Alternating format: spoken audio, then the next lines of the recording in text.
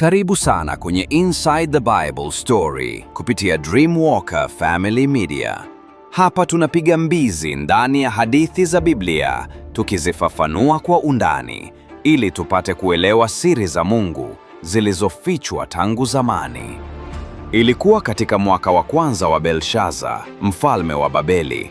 Ufalme ulikuwa na nguvu kuu, kuta zake ndefu na imara, na majumba yake yaking'aa kwa dhahabu. Lakini usiku wa utulivu, mtu mmoja wa Mungu, Danieli, hakuweza kupata pumziko. Nabii huyu aliye juu sana, akiwa amelala kitandani mwake, aliona ndoto, na ndoto hiyo ikawa maono yaliyotikisa moyo wake. Katika ndoto, pepo 4 za mbinguni zilivuma kwa nguvu juu ya bahari kuu.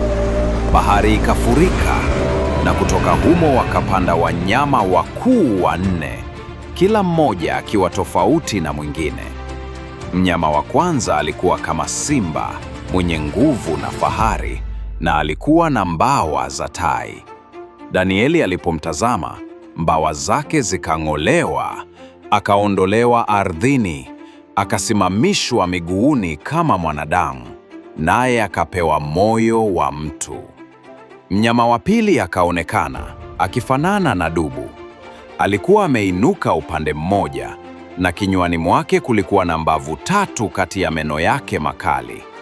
Sauti ikamwambia, "Simama, ukale nyama nyingi." Mnyama wa 3 akaonekana kama chui, mwenye mwili mwepesi na kasi kubwa. Alikuwa na mbawa 4 za ndege mgongoni mwake, na vichwa 4 juu yake. Ukuu na mamlaka vikapewa kwake. Lakini ghafla, Danieli akaona mnyama wa 4 wa ajabu sana. Unatazama Inside the Bible Story kutoka Dreamwalker Family Media, mahali pa hadithi halisi za Biblia zinazoleta maana mpya kwa maisha ya sasa. Kuwa tofauti na wengine wote, nguvu zake zilikuwa kuu mno. Meno yake makubwa ya chuma yakimeza na kusaga vipande vipande, na akakanyaga kila kitu kilichosalia kwa miguu yake. Na juu ya kichwa chake kulikuwa na pembe 10. Danieli alipokuwa akiangalia hizo pembe, pembe ndogo ilijitokeza katikati yao, na mbele yake pembe 3 zikang'olewa. Pembe hiyo ilikuwa na macho kama ya mwanadamu, na kinywa kilichonena maneno yenye kiburi na dharau. Kisha mandhari ikabadilika. Viti vya enzi vikawekwa, na mzee wa siku akaketi, vazi lake likiwa jeupe kama theluji, na nywele zake kama sufu safi.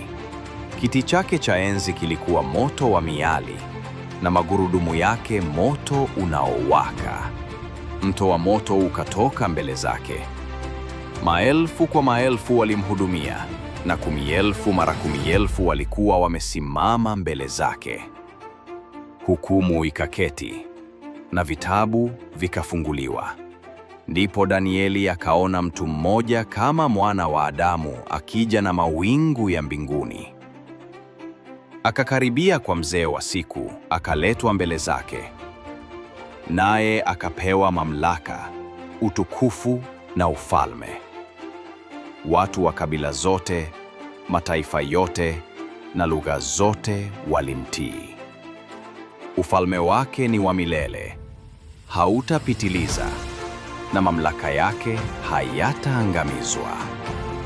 Unatazama Inside the Bible Story kutoka Dreamwalker Family Media, mahali pa hadithi halisi za Biblia zinazoleta maana mpya kwa maisha ya sasa. Tafsiri ya maono. Hapa ndipo unabii wa Danieli sura ya 7 unaanza kufafanuliwa. Wanyama hawa 4 walikuwa ni alama za falme 4 kuu zilizotawala dunia kwa mpangilio. Simba mwenye mbawa za tai simba aliwakilisha Babeli, mji mkuu wa kifahari uliotawala kuanzia mwaka 605 KK hadi 539 KK. Kama kichwa cha dhahabu katika Danieli sura ya 2, Babeli ilikuwa na fahari kubwa. Lakini kuondolewa kwa mbawa na kupewa moyo wa mwanadamu kulionyesha kudhoofika kwa nguvu zake baada ya Nebukadneza. Ufalme huu wenye fahari uliporomoka kiroho na kimaadili. Vitabu vya kihistoria kama Landmark and World History na The Outline of History by H.G. Wells vinathibitisha utukufu na anguko la Babeli. Dubu aliyeinuka upande mmoja. Dubu aliyetokea baada ya simba aliwakilisha Umedi na Uajemi, waliotawala kuanzia 539 KK hadi 331 KK. Kuinuka upande mmoja kulionyesha nguvu ya Uajemi chini ya Koreshi kuwa kuu kuliko Umedi chini ya Dario. Mbavu tatu kinywani mwake zilionyesha falme tatu walizoshinda: Babeli, Libya na Misri. Ukatili ulikuwa sifa kuu ya ufalme huu. Chui mwenye mbawa 4 na vichwa 4, chui aliyetokea baadaye, aliashiria Ugiriki, ulioanza kutawala mwaka 331 KK hadi 168 KK. Chini ya Alexander Mkuu, jeshi lenye askari 47,000 liliwashinda maadui wenye mamilioni. Mbawa 4 zilionyesha kasi ya ushindi wa Alexander, na vichwa 4 vilionyesha kugawanyika kwa ufalme wake baada ya kifo chake. Makabila 4 ya kijeshi yalichukua sehemu kuu za utawala. Kasanda alitawala Makedonia na Ugiriki. Lisimaki alitawala Thrace na Asia. Ndogo Seleucus alitawala Syria na Mashariki, ufalme wa Seleukia. Ptolemai alitawala Misri na Palestina. Mnyama wa 4 mwenye meno ya chuma, mnyama huyu mwenye kutisha, aliwakilisha Roma ya kipagani iliyotawala kuanzia mwaka 168 kabla ya Kristo hadi 476 baada ya Kristo. Alikuwa tofauti na falme zote zilizotangulia. Ufalme huu ulifahamika kwa kutumia chuma katika silaha na nyenzo za kivita, na ukatili wake ulivuka mipaka. The Decline and Fall of the Roman Empire by Edward Gibbon inatoa maelezo ya nguvu na ukatili wa utawala huu uliotawala maeneo makubwa ya dunia. Tazama Inside the Bible Story kutoka Dreamwalker Family Media, mahali pa hadithi halisi za Biblia zinazoleta maana mpya kwa maisha ya sasa. Pembe 10. Wanahistoria wa unabii wamezitambua pembe 10 za mnyama wa 4 kuwa makabila yaliyounda mataifa ya Ulaya ya kisasa. Ostrogoths waliangamizwa wakati wa Roma ya kidini. Visigoths kwa sasa inafahamika kama Spain. Vandals waliangamizwa wakati wa Roma ya kidini. Franks kwa sasa wanafahamika kama France. Anglo-Saxons kwa sasa wanafahamika kama England. Lombards kwa sasa wanafahamika kama Italy. Alamanni kwa sasa wanafahamika kama Germany. Burgundians kwa sasa wanafahamika kama Switzerland. Suevi kwa sasa wanafahamika kama Portugal. Heruli waliangamizwa wakati wa Roma ya kidini. Pembe ndogo. Katika Danieli 7 mstari wa 8 na Danieli 7 mstari 24 na 25, pembe ndogo ilionekana tofauti. Sifa zake: 1. Ilitokea katikati ya pembe 10, yaani ndani ya Ulaya ya Magharibi baada ya kuanguka kwa Roma mwaka wa 476 baada ya Kristo. 2. Iliinuka baada ya pembe 10, yaani makabila 10 yaliyounda Ulaya kwa wakati ule. 3. Iliangamiza pembe tatu. Makabila au mataifa matatu yaliangamizwa wakati wa kuinuka kwa upapa au Roma ya kidini, ambayo ni Heruli, Vandals, Ostrogoths, kwa sababu walipinga utawala wa Roma ya kidini kupitia majeshi ya Belisarius kwa amri ya Justinian, Kaisari wa Roma. Mataifa hayo yaliangamizwa hadi taifa la mwisho la Ostrogoth mwaka wa 538 BK 40.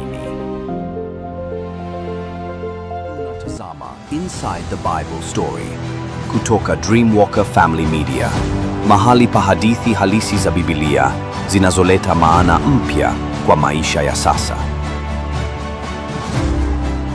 4.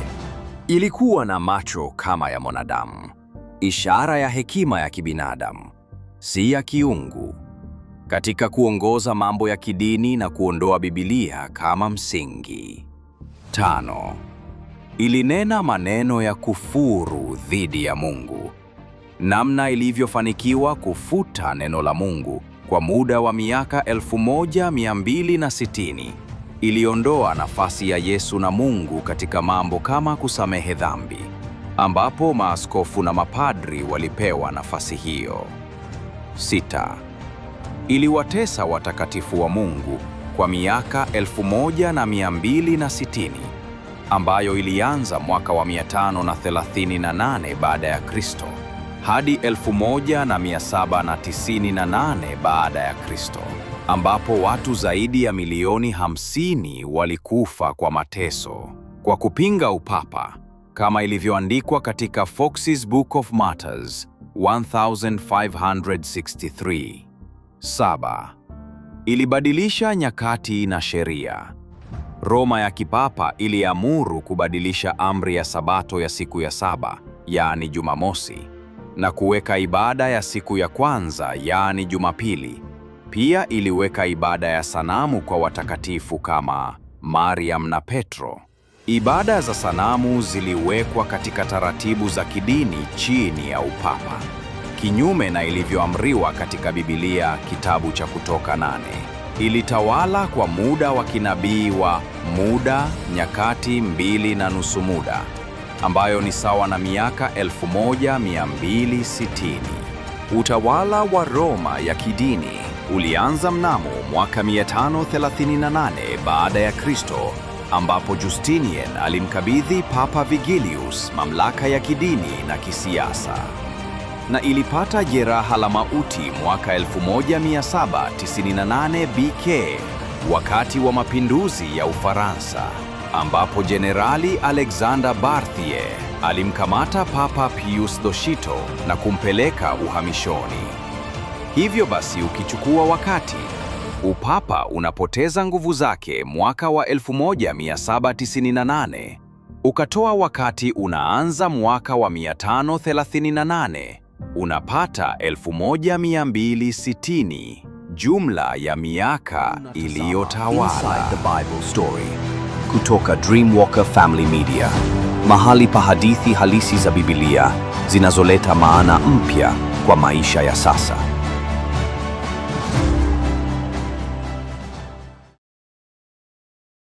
Maana ya kiroho pembe ndogo si mtu mmoja, bali ni mfumo wa kidini na kisiasa unaojipandikiza juu ya mamlaka ya Mungu.